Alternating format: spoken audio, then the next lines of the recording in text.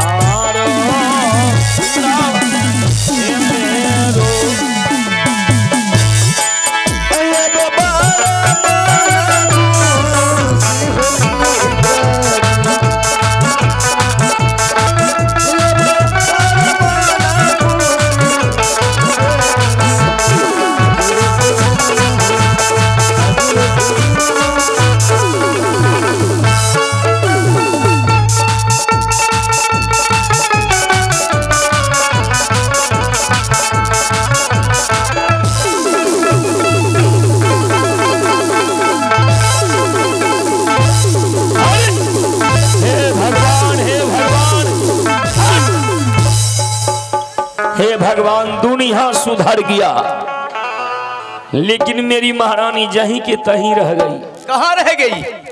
मैं क्या कह के गई थी कि मेरे पुत्र के सिवा कोई गैर लड़का आपके गोद में नहीं बैठना चाहिए। तो कौन है लड़का? कौन है ये? महारानी आलमनगर विधानसभा में हाँ एक राजा साहब था हाँ। सोना सिंह, अच्छा उसके यहाँ एक हाथी थी। हाथी हाथी नहीं, हाथिनी थी। ये सब कहानी बाद में कहिएगा। और वो हाथी के लिए पागल हो जाती थी। लेकिन तुम्हें तो पुत्र है, हाथियों भी है, ये है। हाँ